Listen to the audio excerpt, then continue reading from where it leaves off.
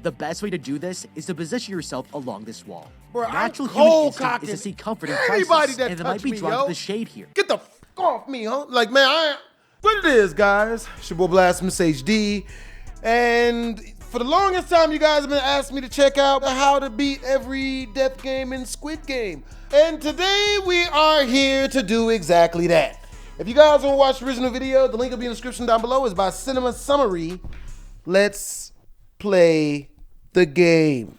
If you were trapped on an island and forced to play in brutal children's games where all the losers are executed, what would you do? I'm going to break down the mistakes made, what you should do, and how to beat every death game in Squid Game.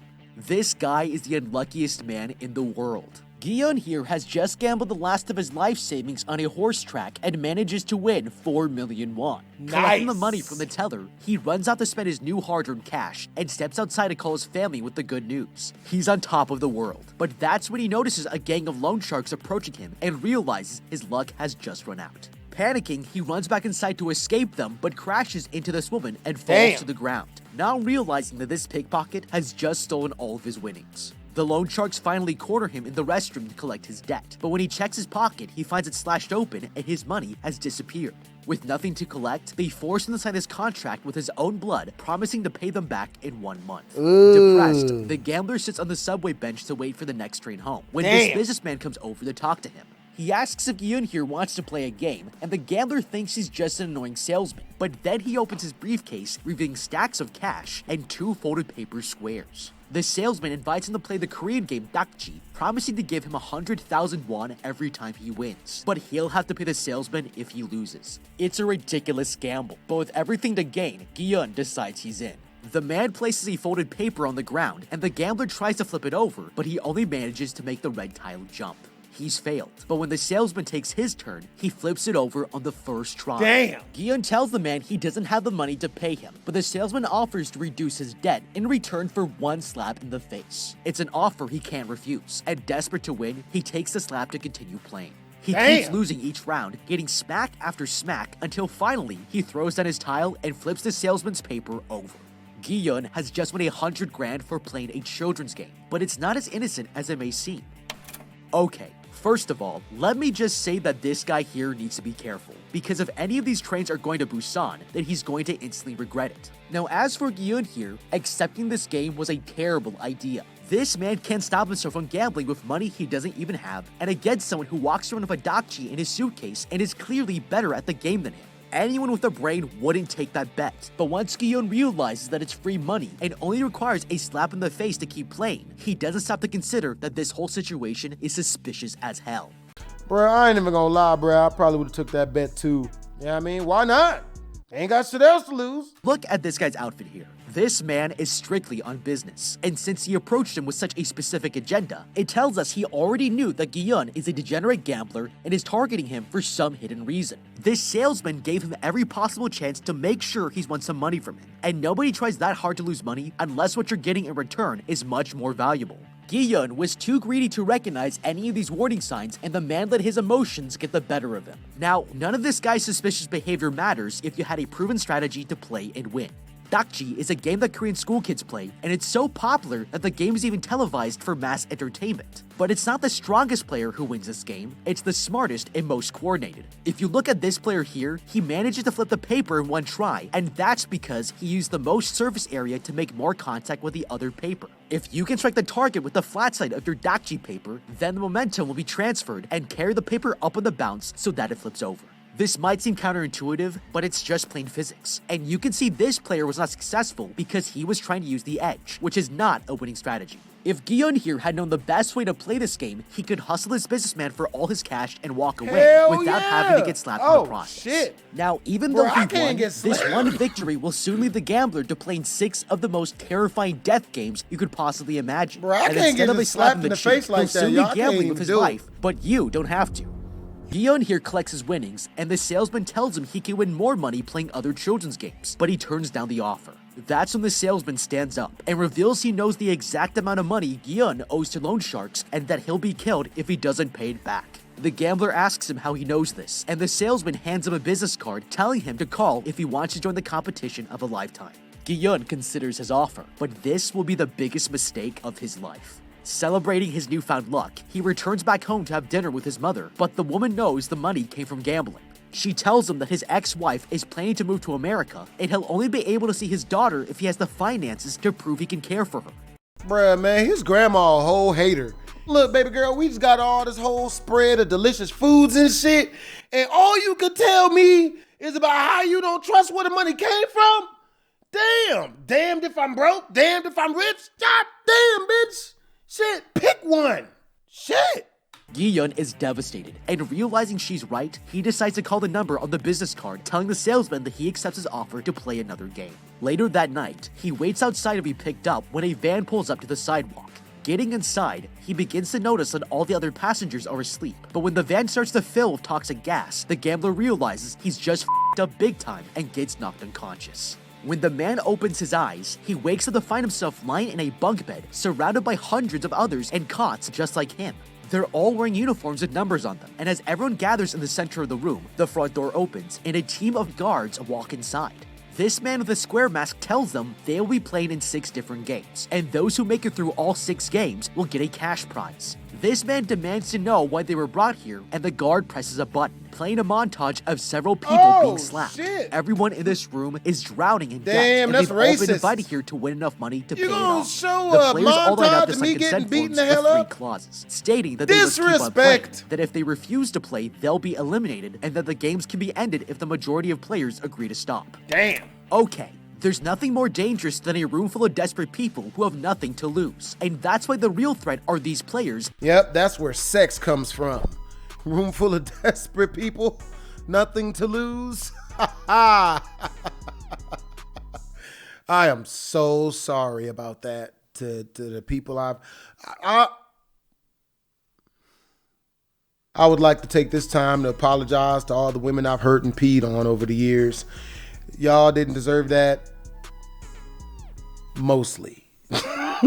Not just the games. From the video that was played, we can see the Dakji salesman use the same trick on everybody. And damn, they've only slap the invited servant, players who are bitch. willing to gamble money they don't have on a game Shut they're up, likely bitch. to win. It's textbook psychological manipulation, and it proves this wasn't a game for cash. This was a test that everyone in the room passed, and now they know what we're willing to say yes to, which should scare the crap out of us. Gotta play if for we hoo-ha. all agreed to play for more money, Butt then we can cheeks. be sure that the penalty for losing Butt is stuff. going to be a lot worse than a few slaps. Oh, shit. Now, if you pay close attention to the details of this place, you'll realize that Gi-yeon here is about to have a really shitty day, because this place looks like a death camp designed by IKEA and Bro, that shit looked like the jail I was in when I was younger. I mean, like, I was in it, you know what I mean? I went to jail. I was in jail for like 3-4 months. It's out here in Las Vegas, the CDC, where they let you out right behind the Silver Nugget downtown and shit. But the bunk beds was set up just like this. This crazy story, bro. I had to fight this one inmate. He tried to rob my my bunkie. He wasn't trying to rob him. He was trying to like hoe him out of his shit. Like, yo, hey, don't open that up, because it was all on styrofoam. That's where all the food was. Homie was trying to eat his food and shit. Homie was like, no, don't even open that up. Pass that over here. And my bunkie, he was like 120 pounds. You know what I mean? Just turned 18.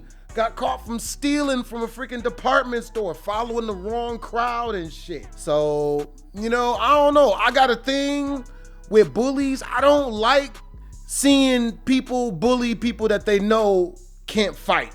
I don't like that, because I had it happen to me a lot when I was younger. I have to tell that story like on my gaming channel where I share all my stories at. But man, that shit was mad funny though. But the dude who did it, he was supposedly like a gangbanger. He was a black dude, do-rag on, supposedly a gangbanger, man. But that nigga was a female. Like, he ain't really want no smoke, man. He was mad feminine when it came to, you know what I mean? Cause like I pulled his card. I was like, yo, like, you know what I mean? Cause I'm gonna have to share that story one of these days, man.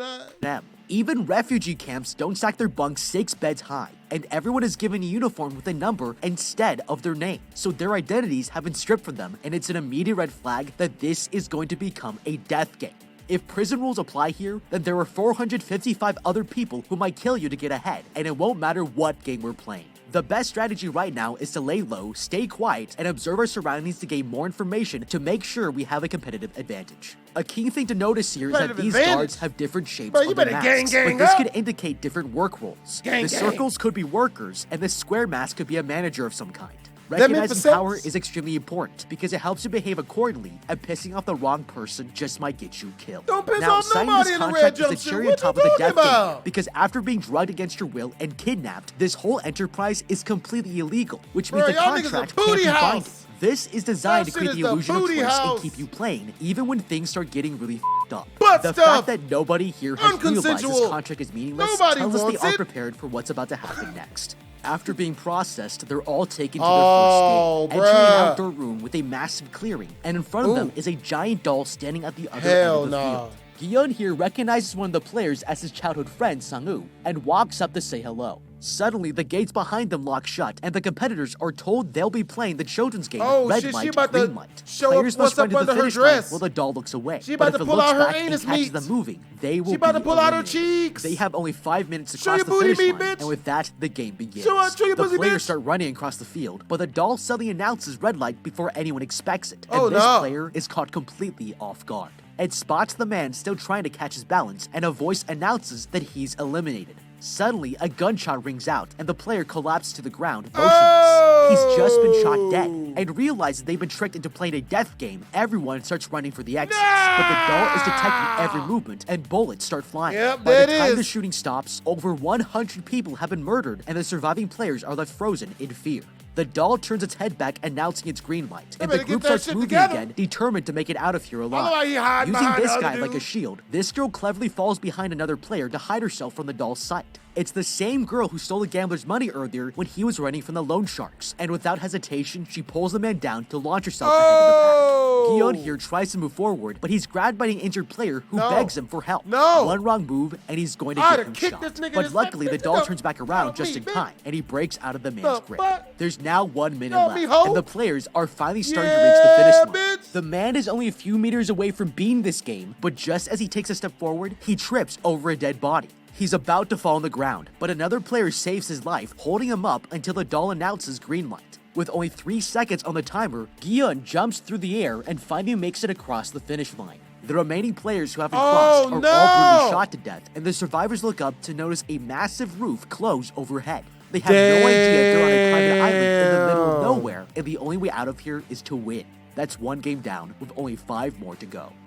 Okay, this is the most horrifying children's game I've ever seen. But 001 here is having the time of his life because he understands something that everyone else is too scared to realize. That he gonna die in 2 weeks any damn way, man. The nigga look 98. He ain't gonna make it. He know he don't give a shit. This game isn't just about speed, it's about how much ground you can cover with enough stability to freeze at any given moment. Which is speed, technically. With this in mind, the best method here is to walk with feet flat on the ground and a wide stance so our center of gravity stays low and stable. This old man was born for this moment because he moved with a very stable gait, and it's the best example of how everyone here needs to walk if they want to make it out alive.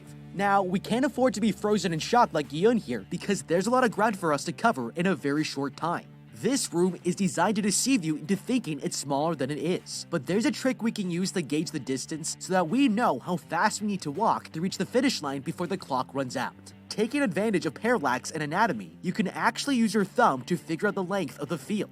The space between your eyes is about 1/10 the length of your arm. So if you stuck your thumb out, closing one eye after another, your thumb would appear to move 1/10 the distance as the guards are from where you're standing. You can actually try this right now by sticking your thumb out in front of you and closing one eye and then switching to the other eye to see your thumb move. If you do the math here, this trick tells us that we're at least 100 meters away. That means that this place is roughly the length of a soccer field. So if we want to make it across in 5 minutes, we can't afford to waste even 1 second. One of the biggest mistakes you can make here is looking at the doll instead of watching where you're placing your feet. It's important to remember that we aren't responding to visual cues here, we're listening for red light, green light. We can't risk tripping or accidentally losing our footing, so watching our feet helps us shut out unnecessary information so we can concentrate on stability while keeping our ears out for the signals. The next thing I would do is try to protect myself, and there's nothing more safe in a death game than finding a good old-fashioned meat shield.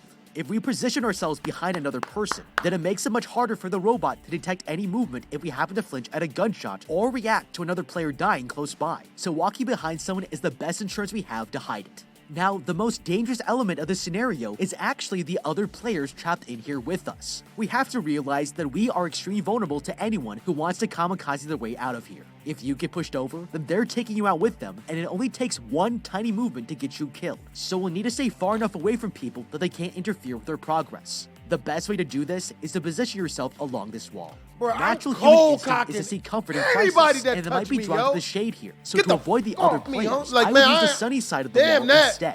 This also gives us another point of stability to help us stop in time, and we can make it to the finish line without getting killed. After the game, the guards come in to congratulate the survivors on passing and announce that 255 players were killed. It's a horrifying number, and afraid for her life, this woman steps forward begging the man to let her go home. Several other players join her in protest, but that's when this massive piggy bank drops down above them and starts to fill with more cash than they've ever seen in their lives. The survivors are shocked, and the masked man tells everyone that they have an opportunity to win 45.6 billion won. But if anyone leaves, then they won't get a single penny. With that, a voting machine is set up in front of them, and they all cast their votes. But the majority of players agree to quit. The masked man tells them they can still come back if a majority agrees to compete again, and the players are sent back home. Now, it turns out that every single one of them realizes their lives outside are much worse than they remember. And Guillaume here returns to keep playing, but they're all going to instantly regret it, because this next death game is even more screwed up than the last. The vans take them to the private island, where a team of workers dress them into their uniforms, and the players finally wake up back in the same place as if they never left. Later that night, Guillaume talks with his childhood friend and suggests they team up for the next game to increase their odds of winning. The man agrees it's wise to join forces, and spotting the player who rescued him last game, the gambler insists this man join them too. That's when the old man asks if he can also be a part of their team, Hell and Guillaume no. happily accepts him into the group, but his friend is not happy he No. invited someone so old to join their team. No. The next morning, all the players are led into a new arena, and as they pour in, they find an oversized playground in front of them. A voice instructs them to line up in front of one of the four shapes on the walls, and their choices are a circle, triangle, star, and umbrella. That's when Sang-woo here has a flashback to his childhood and suddenly realizes what this game is, but the man doesn't tell anyone what he's just discovered. Guillaume here asks him if they should all choose the same shape, but he rejects the idea, suggesting they should split up to reduce the risk. Finally, the doors open as the announcer instructs them to take a case from the tables, and the players find a thin piece of hard sponge toffee with a shape in the middle. They'll have to use the needle to poke out the shape in 10 minutes, but if they crack it, they'll be executed. The game begins, and Guillaume here carefully starts breaking off pieces of the candy, but another player immediately cracks his honeycomb in half. Without hesitation, the guard pulls out his pistol and shoots the man dead, making him the first casualty of this game. It starts a chain reaction, as more people are executed without mercy. Guillaume is sweating from the pressure. The umbrella is the hardest shape to cut, but suddenly the man has a revelation. Seeing the beads of sweat falling onto the candy, he realizes he might be able to melt it with his saliva from the bottom because the outline of the shape is thinner than the rest of the honeycomb. He starts to lick the toffee while other players begin to follow his lead. And with 12 seconds left on the clock, Guillaume desperately breaks apart his honeycomb, perfectly removing the umbrella from the mold. Despite all odds, he's won again. That's 2 games, with 4 more to go. Okay, this might seem easy, but if you pick the wrong shape in this game, you have an extremely low chance of surviving. For those of you who are unfamiliar, this candy is known as taekwondo, and removing the shape without cracking it is a very common game that Korean vendors play with kids, which is why the players recognized it as soon as they opened their tin cans. It's made out of melted sugar and baking soda, creating a unique structure inside, which makes it hard to predict how it might crack.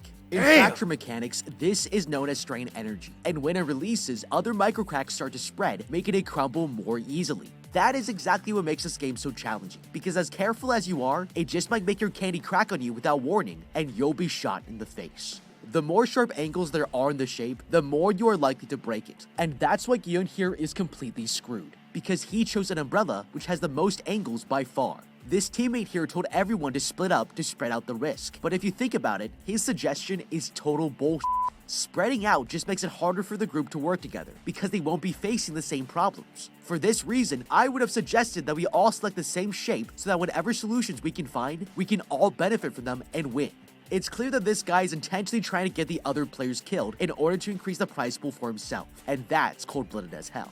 Now, there's still a way to increase your chances of choosing the right shape without knowing what the game is. Look at how these first 2 players rush in to select a shape before anyone else. Both of them chose triangle, and when nobody's supposed to know what the game is yet, it probably means they recognize the game from their childhood.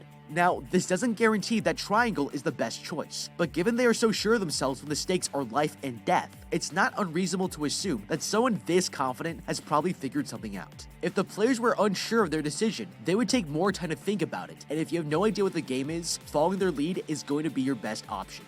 Now, if it just so happens that we get stuck with the worst shape possible, there's still hope here, because the rules never stated that you could only use the needle, and that opens up a lot more possibilities to win.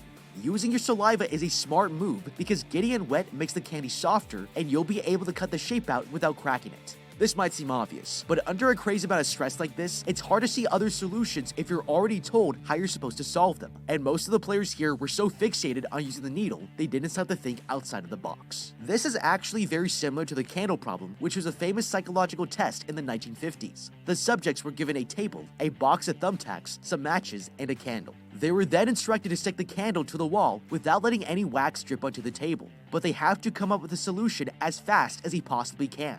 What's interesting is that most of the participants didn't consider that the box itself could be used to solve the problem until their time ran out, and it had everything to do with time pressure and how the items were presented to them. We can learn from this by considering all the tools we have to work with, but none of these players realized they might be able to use the tin can here to solve their problem. Instead of licking the candy to death, they could have used the can to collect their liquids and soak the bottom of the candy way faster.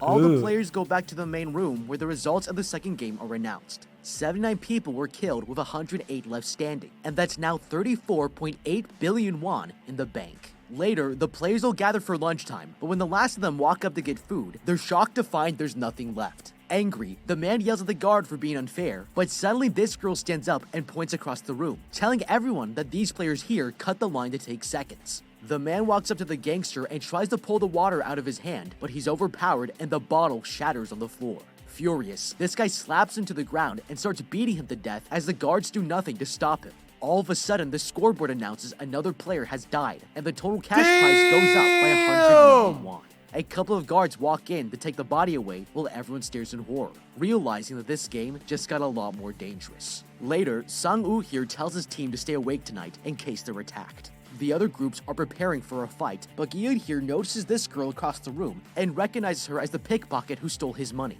The man approaches and invites her to join the team, but she rejects his offer, insisting no one here can be trusted. That night, they all get into their beds and nervously wait for the guards to leave the room. Once the lights are turned off, several people slowly begin to leave their cots, searching for an easy kill. Suddenly, this player panics as the thug grabs her and stabs the woman to death. This one murder causes a chain reaction, and all the other players begin killing each other for every cash. man for themselves, Gi-eun and his team bitch! try to defend themselves, but that's when they hear the old man begging everyone to stop fighting. And when the lights turn back on, the guards run into the room, putting a stop to the madness. Okay, this just might be scarier than the actual game so far. There are no rules or restrictions here, and when you're literally worth more dead than alive, everyone in this room has a motive to kill you. Now, with that said, this is actually the best thing that could possibly happen. Yep. There were a total of 27 players who died in the chaos, and while those are better odds than any of the death games so far, this wipes out a lot of the competition that we would otherwise be facing in the next challenges. All we have to do is survive the night, and the other players can kill each other off for our direct benefit. The best strategy here is to run to the corner of the room and defend your position with a group of friends. This might seem counterintuitive, but when it's completely dark and you can't see who's coming for you, being cornered in like this leaves you with only 90 degrees of vulnerability. And that's much better than being in the middle of the room where you would have a full 360 degrees to be attacked from. If you don't have a group, then we should be hiding under one of the bunk beds as soon as the lights go out. The killers won't be able to look for anyone in hiding because it's too dark to see. So this just might be the only time I'll ever tell you that hiding under the bed is a good idea.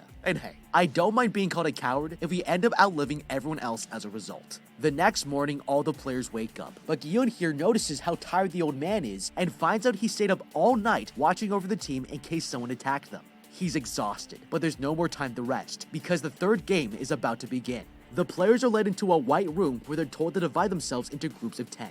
Sang-woo here realizes that a team game could mean it's a physical challenge, and thinks they should find stronger men to join them. The group splits up to search for more players, but with time running out, they only manage to bring in the outcasts, realizing that 3 skinny women and an old man could put them at a severe disadvantage. The groups are taken into another room where they see 2 massive platforms, and they're told that today's game is Tug of War. They'll need to pull the rope until the other team falls off the platform to their deaths, and the guards draw lots to decide who will go first. When it's finally their turn, Gion and his team stand up to see who they'll be facing, but find that their opponents are all stronger than them. They're completely outmatched, and know they won't be able to beat them with brute force. But as they ride the elevator up to the platform, the old man tells them he knows exactly how to win.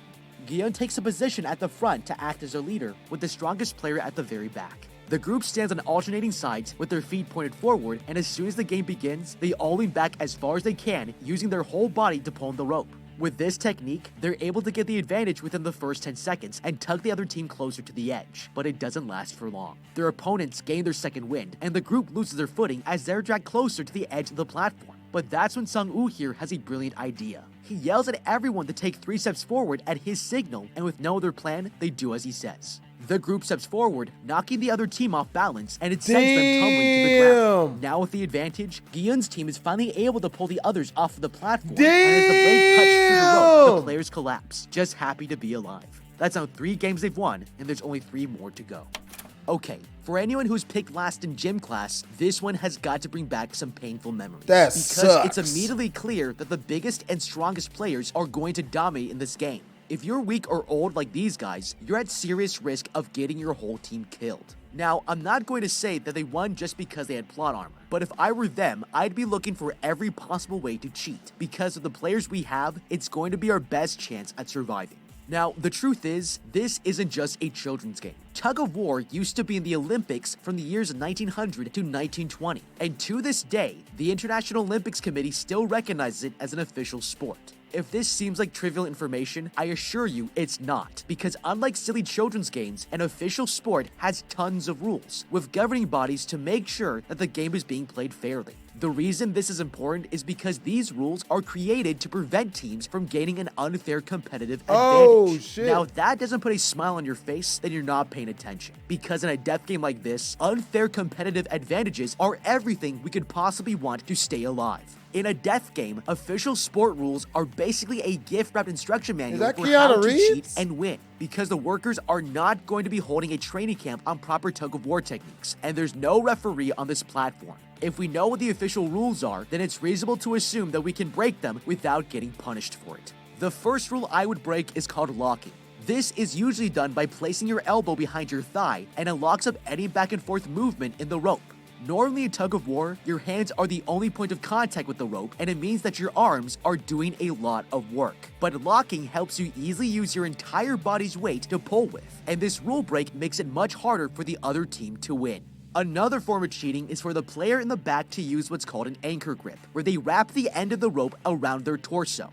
This allows the last player to concentrate on using his full body to pull without even needing to place his hands on the rope. There are tons of tug-of-war rules that we can break here that will give us an unfair advantage, and it's the best way for a team like this to win no matter what. Now, if we're about to lose, we're going to need a Hail Mary tactic, and the best thing we can do is to have the whole team shift to one side while the player in the back ties the rope to this metal bar here. This doesn't violate any of the rules stated by the square mask, and if we keep pretending to pull while letting our arms recover, the other team will have no idea we're cheating and they'll blow their muscles out.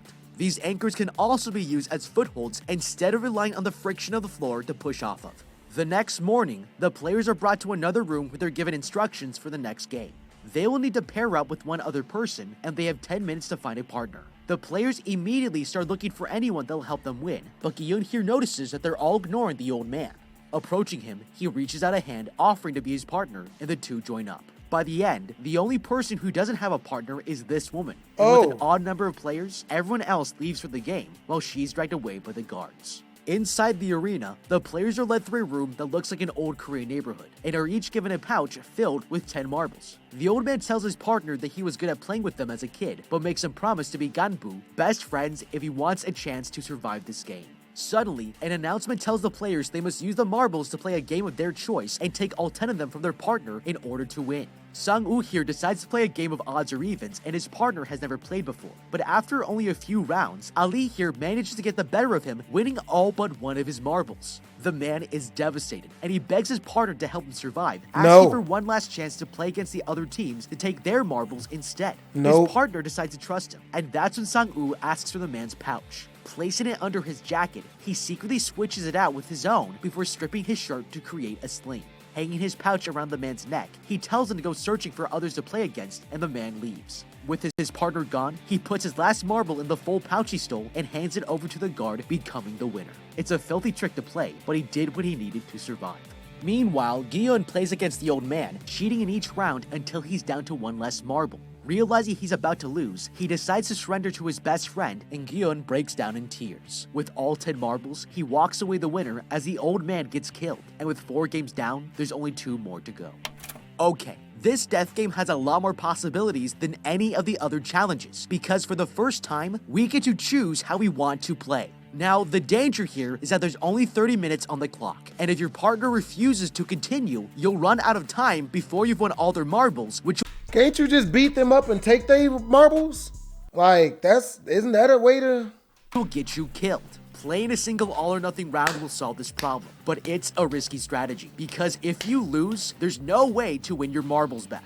Now, these guys here are playing the game odd or even, where your opponent guesses if the number of marbles in your hand is odd or even, and if they guess right, they get to take them. Winning this game is based on pure chance, and for someone as smart as Sang-woo here, he should have realized that this game would give him no way to use strategy to gain an advantage. Instead of games of blind luck like this, we should be looking for something that your opponent thinks they can win, but that you know you can win. And for that, there's nothing better than an ancient Chinese game called Nim. This game has been around for centuries, but what makes it special is that there's actually a proven strategy to guarantee a victory. If you're not familiar with the game, this is how to play. First, we combine our 20 marbles together into a shared pile, and take turns removing either 1 or 2 marbles at a time. Whoever removes the last marble gets to keep all of them and wins the game.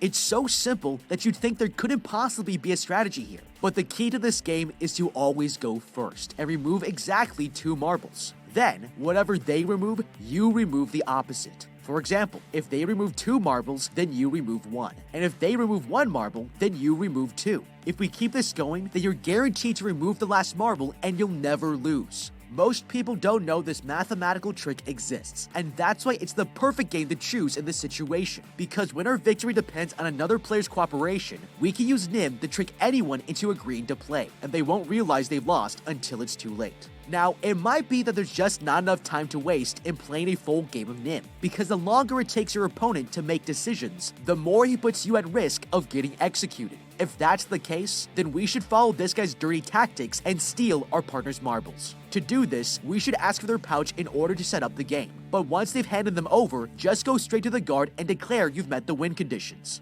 The other player will probably attack you in protest, but violence is not allowed in this game, and your opponent will be threatened at gunpoint if he does. Once you have his marbles, there's nothing to stop you from winning, and in a death game like this, we have to consider every tactic at our disposal if we want to stay alive. The victors return to the main room, and they're all surprised to see that this woman is still alive. She explains that since she had no one to pair with, the game let her skip the challenge, and after everything they've been through, the others are furious. The next morning, all the players wake up to a group of guards coming in with a coffin, and Gi-yeon here realizes that one of their fellow players decided to quit during the night. Looking up, they watch as the man's life turns into cold hard cash, and that's when the PA announces that the 5th game is about to begin. Damn! The group is taken to a room with a row of mannequins wearing numbered vests, and they're told to each choose one for their next challenge. Rushing in, everyone gets their pick, but when Gi-yeon finally steps up to choose, the only vests left for him are numbers 1 and 16. He considers taking number 1, even though that means he'll go first, but this player asks to have the number instead, and he agrees to let him take it. Finally, they're brought into the game room, and the announcer tells them they will be playing glass stepping stones. They must remove their shoes and walk over tempered glass to make it across the bridge, but if they step on a panel made from regular glass, they'll fall to their death. With 60 minutes on the clock, the first player takes off his shoes and approaches the bridge. Nervous, he jumps to the first tile and makes it, but when he moves on to the second, the man falls straight through the glass. Horrified, the other players have no choice but to continue, and more people start crossing the glass bridge. One by one, they plummet to the ground as they slowly reveal a path of stable panels for the others to follow. With the first 8 players dead, it's now the gangster's turn to lead the group. But he refuses to move on, telling the others to go before him if they want to pass. Everyone behind him starts to panic. They still have 5 panels left and are quickly running out of time. Suddenly, the gangster comes face to face with this woman and she mocks him for being a coward. Jumping onto his platform, she locks her arms around him, threatening to pull him off the ledge if he doesn't continue. But before the gangster knows it, they break through the glass panel as they both fall to their deaths. With only a handful of survivors and less than 3 minutes left, this man crouches down to inspect the panel in front of him. Sang-woo begs him to keep on moving, but he reveals that he was a glassmaker for 30 years and can tell which panels are tempered from the reflection. The man jumps forwards onto a stable panel, and they realize his theory is working. But that's when the game decides to make things more challenging, and turns off the lights so they can't tell the difference. Panicking, Sang-woo here realizes they won't be able to see the reflections anymore, but the glassmaker has one last trick up his sleeve. He asks for something to throw at the panels, explaining that tempered and regular glass make different sounds. Hyun here passes over the marble he still has, and the glassmaker tosses it in front of him. But with less than 25 seconds remaining, Sang-woo decides to take matters into his own hands. He pushes the man forward, shattering the glass into pieces, and with the path clear, they all make it to the other side. When the timer hits 0, the remaining glass panels suddenly explode and the shards go flying through the air, injuring the 3 survivors. That's now 5 games down and 1 more to go. Okay, this glassmaker was a total badass. He could have saved all 16 players if he shared his knowledge in the beginning, but he knew that keeping his mouth shut would eliminate his competition, and it was a baller move. The only mistake he made was not waiting longer, because once he revealed his strategy, the game removed his advantage and all it took was one greedy man to kill him off. Now, having said that, this game is different from the previous challenges, because it's not a test of skill or strength. When you have no information to base your decision on, choosing the right path here makes this a game of random chance. If you look here, you'll see that there are 18 pairs of panels, so this first player has a 1 in 262,144 chance of making it across this bridge. This is basically a death game lottery with odds that I wouldn't play under any circumstances unless I found a way to cheat. By the law of averages, it's fair to assume that each player will probably step on 2 panels before dying, with 1 correct guess and 1 wrong one. That means on average, 9 players will need to die in order to cross all 18 of them. If the majority of the players are going to die, then it might be the perfect time to convince them to vote on leaving the competition. This death game is like telling someone that if they don't win the lottery, they'll get murdered, and when you put it like that, it's kind of ridiculous that the first players even attempted to play. Now, if we actually choose to play the odds, we're going to have to cheat if we want any chance of making it to the next round. I'm not an expert glassmaker like this guy here, but all I need to know is that if you throw something through a window, it's going to break. That's exactly why I would have collected these shoes here, take my jacket off, and tie a knot at the end of the sleeve.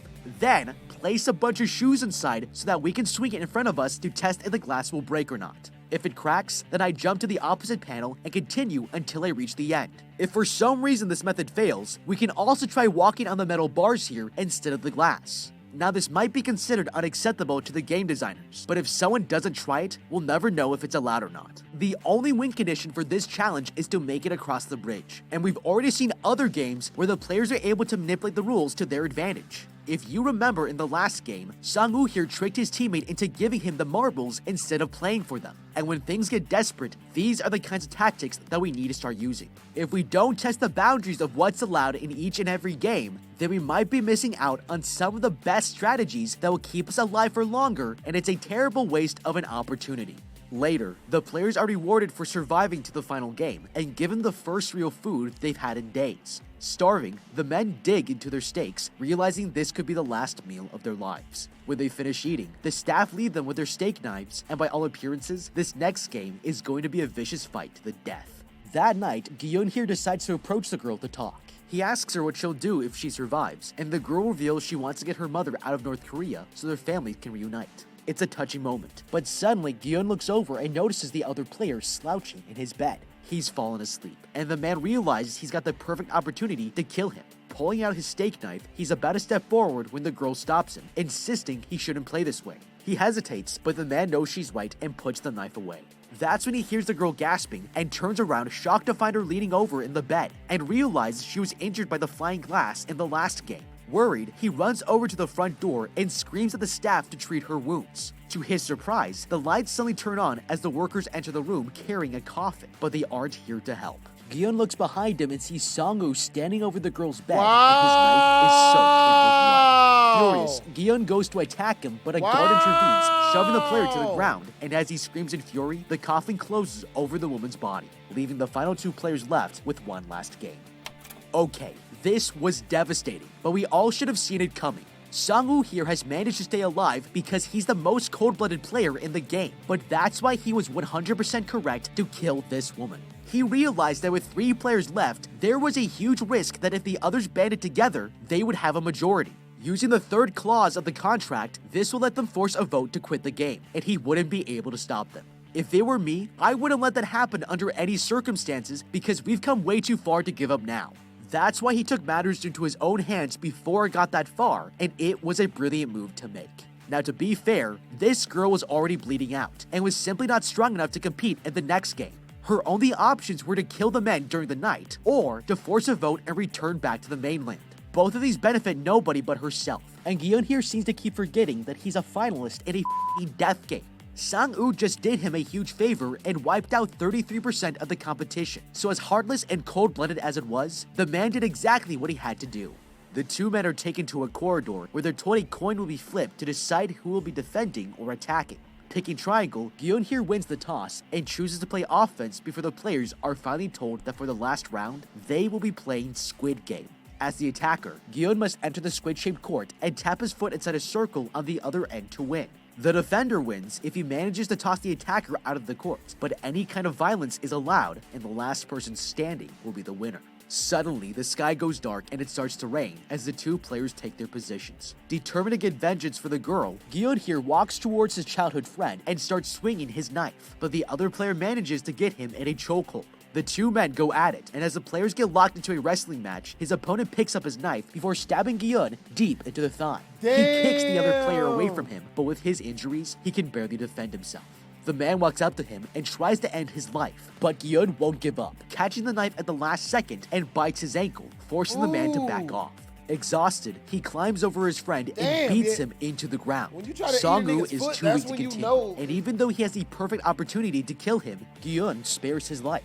Getting onto his feet, he asks the guard about clause number 3, and if they are still allowed to end the game if both players agree to quit. He then offers a hand to his friend, telling him they can both go home, but the man decides to sacrifice himself, letting Gion win by default. He's completed all 6 games and earned 45 billion won, but has just lost his friend in the process. Hey, what, your friend? Song-woo took the honorable way out, but to be fair, this guy had it coming to him because he was just about the worst childhood friend you could ever ask for. First of all, he tricked Gion into picking an umbrella in the second game, knowing that it might get him killed. And he also stole his other teammates' marbles, which was downright disrespectful. Now, having said that, we cannot get emotional like Gion here, because this kind of behavior will backfire on you quickly.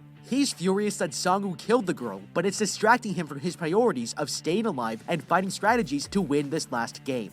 Now, if the man had kept his cool, he would have noticed that on the walls of the room were images that told him exactly what the next game would be. Damn. These pictures have been here the whole time. And if Gion had noticed this drawing of the Squid Game court with only 2 players inside, with that kind of evidence, all you need to know is how to play Squid Game to figure out what tactics will give us our best chance to win.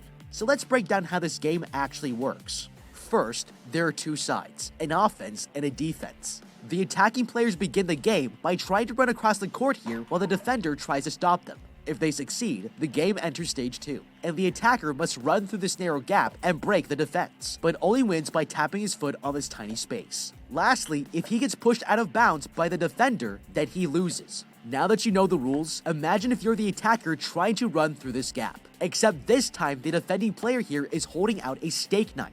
This is why choosing to play offense is a terrible strategy, because they're actually not playing Squid Game at all. They're playing a new game called Kill Your Childhood Friend. Yeah, that's real. The fact that they are both given steak knives completely changes how we should be thinking about this. To put it another way, if sumo wrestlers were allowed to use steak knives in competition, they would have to completely change their regular strategies in how to play and win. In this scenario, Gion has to make it through this tiny opening without getting stabbed, but all Sang-woo has to do is push him out of the court or kill him. Choosing the defender is going to give you a better chance to win, because the knife makes it almost impossible to enter the gap without getting seriously injured. If I were him, I would even try standing where the opponent is supposed to tap his foot. This lures the attacker closer to the edges of the court here, and we might be able to throw him out of bounds to win the game. It doesn't require nearly as much energy, agility, or endurance as the offensive player needs to have, and that's why Gi-hun made the worst possible choice. Now, this is not the only mistake that he made, because even while the game was being played, he was so caught up in gaining revenge that he completely forgot the main objective. This man had several opportunities to run through the gap and tap his foot on the circle to win, but he completely ignored it and continued fighting. It's the same problem he had at the beginning with the Dakji player, because when he finally won and flipped the paper, he was so caught up with his emotions that he wanted to return the slap and forgot that he was playing for 100,000 won. It's Gi-hun's worst character flaw, and it nearly cost him his life. He's taken back to the mainland and dumped on a sidewalk with a special debit card as a reward. When he puts it into an ATM, he discovers it's full of the prize money from the death game. Damn. 1 year later, Gi-hun here is miserable and hasn't touched any of the money he won. But as he's sitting on a riverbank, a woman asks him to buy one of her flowers before they wilt. He pays for a single rose and she gives it to him, but then he discovers an envelope was attached to it with a pink ribbon. Opening it, he finds out it's a Squid Game business card for the old man, inviting him to a reunion in the city. Going to the address, he enters his building and is shocked to find the old man lying in a gurney. He's somehow still alive, and Gi-hun demands an explanation about who he is. The old man tells him he created the death games, and the only reason he joined was so that he could feel like a kid again. Gi-hun is completely disgusted, but the old man dies before he can answer any more of his questions. Damn. Several days and one crazy haircut later, he's traveling to the airport to visit his daughter when he spots someone slapping a guy on the platform, and he realizes it's the Dakji player who gave him the business card. Damn. Furious, he runs over to the other side of the tracks to confront the man, but he's already gotten the train and left. Gi-hun here walks up to the person he was playing with and sees he was given a card. Taking it out of his hands, he discovers it's an invitation to the death game. Later, he's about to board his plane and decides to call the number on the card. He demands to know who the kidnappers are, but the person on the other end tells him to get on board. That makes Gi-hun furious, and he turns back around, deciding to stop the Squid Game before more people get hurt. But what do you think? How would you beat Squid? Shit, that's rough. What would you do, yo? You know what I mean? Like, would you play the Squid Games? Would you kill your homie who killed the woman that robbed you of all your money in the beginning of the whole game? Like, what would you do? I don't know what I would do, man. I don't even know what I'll do, yo. I mean, you know, I've already been in a lot of do or die situations because of my upbringing and where I grew up at, and like the schools I went to and the environments and all of that whatnot. So like, if I'm put in a situation where I've got to kill, like it wouldn't be that big of a deal, honestly. I've never killed, man, but I've gotten kind of close. I've gotten close twice. And one thing I'll tell you is it's nowhere near as glorious as they try to make it seem like in the movies and the cartoons and shit. It's nowhere near that glorious, man. It don't feel good. I got into a fight with this one guy and I nearly killed him. It wasn't even Rashad, the dude who robbed my house, man. I got in this fight with this other dude. He stabbed me in the head with a knife. Where's that stab wound at? Let me see, where the hell is that stab wound at? I think it's like right here. Yeah, here it is. Yeah, I got stabbed in the head with a knife right here. It didn't go that deep, but like I nearly killed the guy because of it. We were fighting to the death over a female. Stupidest reason to fight somebody for. I was younger, so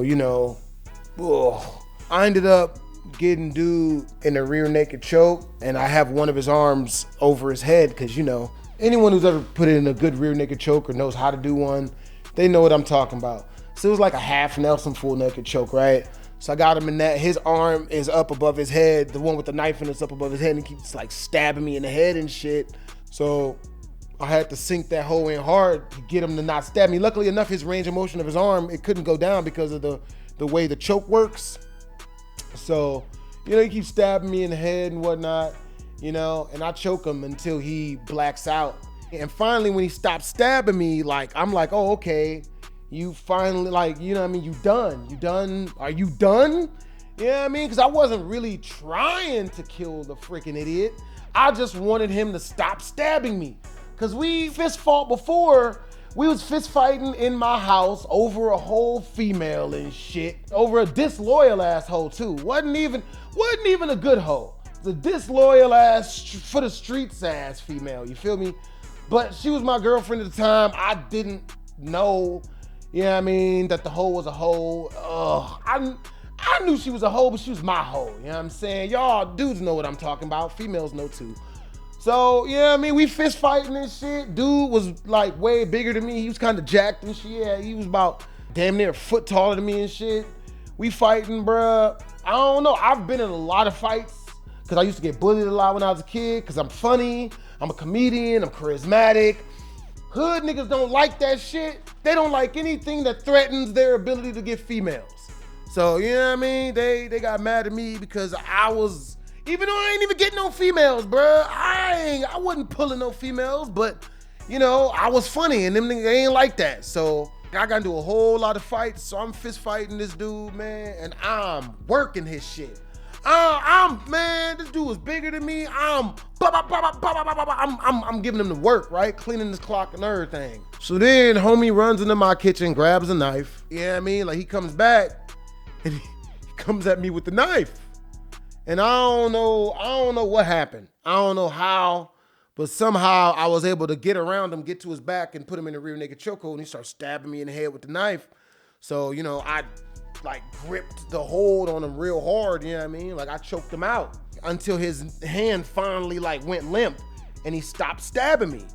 So I let him go because I wasn't trying to kill the dude. I was just trying to like stop getting stabbed.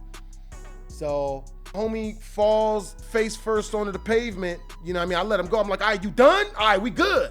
I let him go.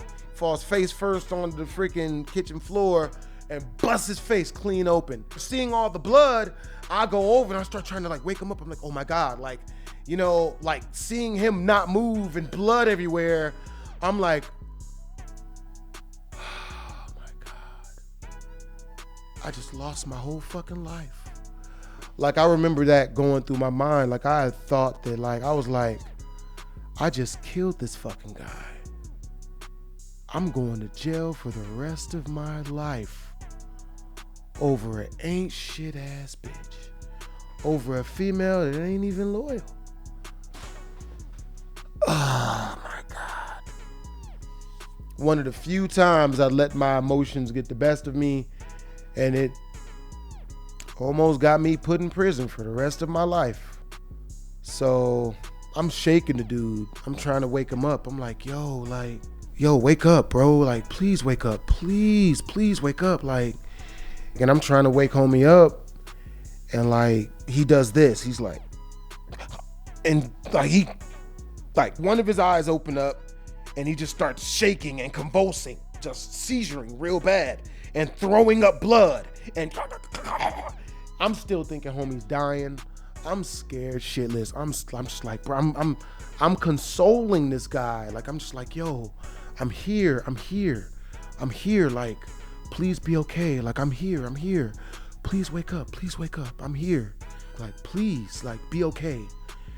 And I'm not even gonna lie, yo, like, this shit's kind of emotional for me, even just thinking about it.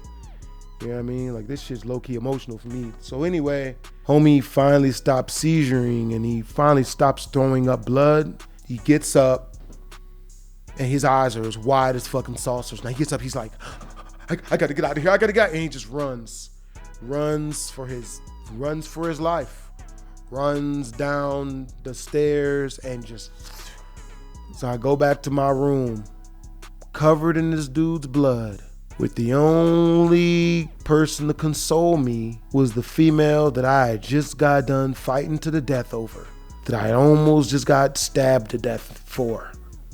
So for 10 days, I'm in my room with this chick, and I felt like I was dying for like 14 days, bro. 2 weeks straight, I shut myself in my room with that female and like just sat there and just felt like shit. Just felt awful. In my mind, like, I thought that like I'd almost just killed this dude. I'd almost just lost my entire life for this chick that wasn't even worth it. Well, I mean, at the time she was worth it. You know what I mean? She was cool. She was a cool female. She ain't had no problem that like any other female I be putting pipe on ain't got. You know, that was before I learned that all of these females is for the streets, at least most of them. There's like 5% who's not, but 95% of most females is. And I don't want you guys to think that that's a bad thing. I don't want anybody out there being like, oh my God, the hoes aren't loyal. Chris Brown was right. Nah. Like, nah. Just, you know, do you. Don't believe when no female tell you that she love you unconditionally. Oh, she would never do this. Oh no, that guy at my job, he's just my friend. No, that's just my play brother. No, yeah, I was flirting with that guy in front of you, but why are you so jealous? Like, you know what I mean? I got so many stories about this female. I'm probably gonna tell these stories because there's a ton of them. I would love to sit here and say both me and her was in the wrong in our little relationship, man, but nah, she wasn't shit. I was faithful to that female, bro. And just like any dude that you ask about being faithful to females will probably tell you, loving these hoes always ends nearly going to jail for life. And then the chick ends up like cheating on me anyway, like multiple times. But those are all stories. But yeah, so the moral of that story is it's not worth it. It really is not. Having him traverse the brink of death, yeah, in front of me and me knowing it was by my own hands, it felt 20 times worse than heartbreak. And I've been heartbroken before. You guys have been heartbroken before. My heart felt crushed for like 2 to 3 weeks. I couldn't eat. I damn near couldn't drink. I don't even think I went to the bathroom. I just, oh my God. Oof, depression. Oh shit. Ooh, easily the worst depression I ever felt. No. Second worst depression I ever felt in my life. First worst depression was going through the mind games that girl kept putting me through when she was cheating on me with other dudes. That same girl, mind you. Getting into a fight over a female, no. It's not worth it. Unless it's some life or death situation for real, it really ain't worth it. You know what I'm saying? So, with that being said, hope you guys enjoyed the video. If you did, make sure to comment, like, and or subscribe. It's your boy BlastphamousHD. Twiz ass.